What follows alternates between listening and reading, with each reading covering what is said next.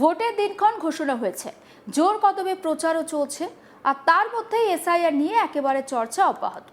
SIR সংক্রান্ত চাঞ্চল্যকর বিভিন্ন খবরে উঠে আসছে খবরের শিরোনামে। এই যেমন মালদা সুজাপুরের ঘটনা। সাপ্লিমেন্টারি ভোটার তালিকায় দেখা যাচ্ছে একটি বুথে 522 জনের মধ্যে নাম বাদ গিয়েছে 427 জনের। আর এই ঘটনাকে কেন্দ্র করে ব্যাপক শোরগোল পড়েছে এলাকায়। সুজাপুর বিধানসভা কেন্দ্রের সিলামপুর 1 নম্বর গ্রাম পঞ্চায়েতের পশ্চিম বাহাদুরপুর প্রাইমারি স্কুল সংলগ্ন 3 নম্বর বুথে 427 জন ভোটারের নাম বাদ পড়েছে বলে অভিযোগ। জানা গিয়েছে ওই বুথে মোট ভোটারের সংখ্যা 522 জন এবং 522 জনকে শুনানিতে ডাকা হয়। শুনানিতে ডাকা হলে প্রয়োজনীয় নথিপত্র জমা দেন তারা, কিন্তু তারপরেও সাপ্লিমেন্টারি তালিকায় দেখা যাচ্ছে 427 জনের নাম বাদ পড়েছে। স্থানীয় বাসিন্দা মীর আলী মহলদার তিনি বলছেন তাদের পরিবার বংশ পরম্পরায় ভারতের বাসিন্দা। তিনি নিজেও 2002 সালের আগে নিয়মিত ভোটার দিয়ে 2002 সালের আগে থেকে নিয়মিত ভোট দিয়েছেন। 2002 সালে এসআইআর তালিকাতেও তার নাম ছিল, কিন্তু এবারের তালিকায় তার নাম বাদ পড়েছে। ফলে রীতিমতো অবাক তিনি। তার মতো আরও বহু মানুষের ক্ষেত্রেও এই একই ঘটনা ঘটেছে। একবার শোনাবো মীর আলী মহলদার, নাম বাদ গিয়েছে যে ব্যক্তির, তিনি ঠিক কি অভিযোগ করছেন তার বক্তব্য। 2002 নাম ছিল আপনার? হ্যাঁ ছিল। হেরিংয়ে গিয়েছিলেন? হ্যাঁ গিয়েছিলাম। আজকে দেখলেন নাম বাদ আছে, কতটা আতঙ্কে রয়েছেন? অনেক আতঙ্ক। এখন কি করবেন? আপনার এখানে কতদিন থেকে বসবাস করছেন? আমার বাপ দাদা জন্মস্থান আছে এটা। এখন কি চান আপনারা? যেটা ভালো হয় ওটা করতে হবে। আর কি চান? আমরা স্থানীয় নাগরিক। আমরা সামনে তো কিছুদিন পর বিধানসভা ভোট, হ্যাঁ ভোটও চলে আসলো, আপনারা ভোট এখন সরকার যে করে দিল এটা তো ভুল করেছে। তো এখন কেসে লড়তে পারবেন আপনারা? কোথায় থেকে লড়তে পারবো কেসে? এত টাকা খরচ করে আমরা। এখন তো আপনার এখানকার নাগরিক না, কি বলবো?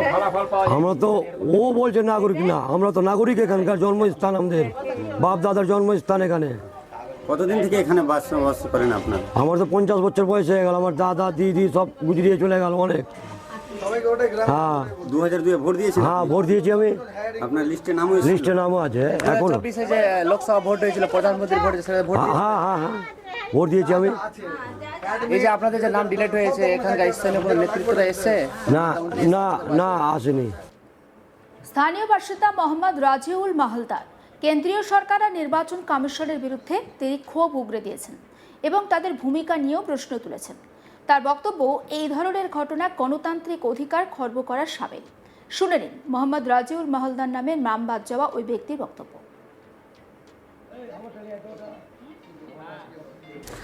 নাম টোটাল বাদ গেছে আপনার 522টাই হেয়ারিং হয়েছিল। ওই হেয়ারিংয়ের অ্যাডজুডিকেশন বিচারাধীন অবস্থায় যেসব নাম ছিল, মোটামুটি 522 জনের মধ্যে 427 জনই ডিলেট হয়েছে, একদম বাতিল। কবে লিস্ট দেখতে পেলেন? লিস্টটা দেখতে পেলাম আজকে সকালে। গতকালকে পাবলিশ হওয়ার কথা ছিল, সার্ভার ডাউনের জন্য আমরা পেয়েছিলাম না, আজকে সকালে পেয়েছি। সকালে দেখে একটা পুরো গ্রাম 522টার মধ্যে 427টাই বাতিল। খুব গ্রামবাসীরা আতঙ্কের মধ্যে আছেন। অনেকে নিজেদের মতো কথা বলছেন, কেউ বলছেন ভোট বয়কট করব।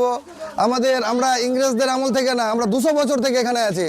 আমাদের সামান্য নাম ভুল ত্রুটির জন্য আমরা ইন্ডিয়ান যে না, আমাদেরকে প্রমাণ করতে হবে।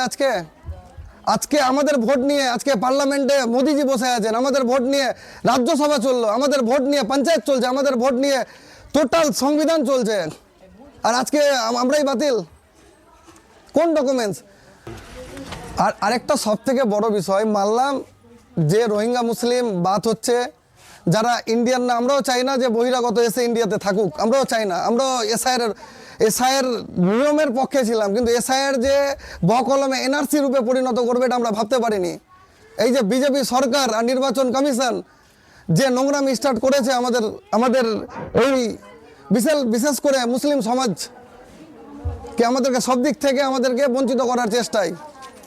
আজকে আমার নিজের কথা বলছি, সামান্য আমার জন্ম সার্টিফিকেট আছে, আমার অ্যাডমিট আছে, আমার সমস্ত মোটামুটি নথিভুক্ত আছে, সব কিছু আছে আমার, তা সত্ত্বেও আমার বাতিল করা হয়েছে আমার নাম। এই ঘটনায় সুজাপুর বিধানসভা কেন্দ্রের বিজেপি প্রার্থী অভিরাজ চৌধুরী তিনি বলছেন, একটি বুথে অনেকের নাম বাদ গিয়েছে। আপনারা বিভ্রান্ত হবেন না, কারণ তৃণমূল সরকারের পরিকাঠামো একদম ভেঙে পড়েছে। যখন নির্বাচন কমিশন ডেটা এন্ট্রির জন্য উপযুক্ত লোক চেয়েছিলেন তখনই তৃণমূল সরকার অস্থায়ী কর্মীদের নিযুক্ত করেছিল। আমি গোটা বিষয়টি নিয়ে জেলা শাসকের সঙ্গে বৈঠক করব। শোনাবো অভিরাজ চৌধুরী বিজেপি প্রার্থীর বক্তব্য। আমরা নিউজ চ্যানেলের মাধ্যমে কিছুটা দেখলাম যে আমাদের শ্রীরামপুরের পঞ্চায়েতের পশ্চিম বাহাদুরপুরের বুথের বেশ কয়েকজনের নাম বাদ হয়েছে। তো আমি আপনাদেরকে বলছি এই বিভ্রান্তি হবেন না আপনারা, কারণ এই পশ্চিমবঙ্গের তৃণমূল সরকারের পরিকাঠামো একবারে ভেঙে পড়েছে এবং যখন ইলেকশন কমিশনার ডাটা এন্ট্রির জন্য উপযুক্ত লোক চেয়েছিলেন সেই ক্ষেত্রে এই পশ্চিমবঙ্গ সরকার টিএমসি সরকার সেই বিডিও অফিসে থাকা কন্ট্রাকচুয়াল যারা কাজ করে তাদেরকে দিয়ে এই কাজগুলো সমস্ত কাজগুলো করিয়েছে। তো আশা রাখবো যে আমি খুব তাড়াতাড়ি বিডিও সাহেব এবং ডিএম সাহেবের সঙ্গে এই বিষয় নিয়ে কথা বলবো এবং গ্রামবাসীকে আশ্বাস দিচ্ছি যে আপনাদের যাদের নথি যাদের ঠিক রয়েছে বা নথি যাদের রয়েছে প্রমাণপত্র অবশ্যই আপনাদের নাম অবশ্যই আসবে। আমি এই বিষয় নিয়ে ডিএম সাহেবের সঙ্গে বৈঠক করব। ডিএম সাহেবকে অনুরোধ করব যে এই নামগুলো যেন খুব শীঘ্রই যেন উঠে যায়। অন্যদিকে কংগ্রেসের প্রাক্তন বিধায়ক অর্জুন হালদার তিনি বলেন, একটি গ্রাম পঞ্চায়েতে নয় গোটা মালদা জেলায় একই অবস্থা দেখতে পাচ্ছি। এর জন্য প্রতিটি মানুষকে প্রতিবাদ করা দরকার। একজন বৈধ ভোটারকে বাদ রেখে ভোট করা যাবে না। দরকার হলে আমরা কোর্টে যাব। এর জন্য আমরা লড়াই করছি, আন্দোলন করছি। আমরা এই ঘটনার নিন্দা জানাচ্ছি। একবার শুনে নিন অর্জুন হালদার প্রাক্তন কংগ্রেস বিধায়কের বক্তব্য।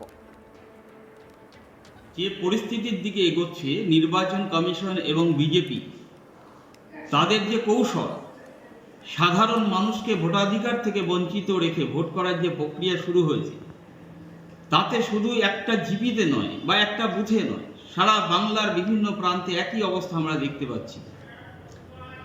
এটা হচ্ছে সংবিধানের ভোটাধিকার।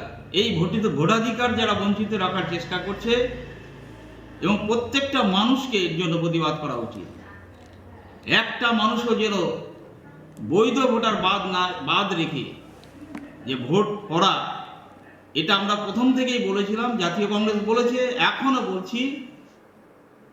অন্যদিকে তৃণমূল প্রার্থী সাবিনা ইয়াসমিন গোটা বিষয়টাকে কিভাবে দেখছেন তার বক্তব্য শুনুন। আমি আপনাদের কাছে তুলে ধরছি বিজেপি পরিচালিত ইলেকশন কমিশনের একটা তথ্যচিত্র, যেখানে এই নির্বাচনকে একটি রহস্যজনক জায়গায় পৌঁছে দিয়েছে। ভোটের নামে কিভাবে ভোট লুট করা যায় এসআইআর পদ্ধতির মধ্য দিয়ে, সেটাই আজকে বাড়িতে বাড়িতে সকলে উপলব্ধি করতে পারছে। সমস্ত খবরের আপডেট পৌঁছে দেব আপনাদের কাছে। অবশ্যই নজর রাখুন আজ তাক বাংলায়। সাবস্ক্রাইব করতে ভুলবেন না।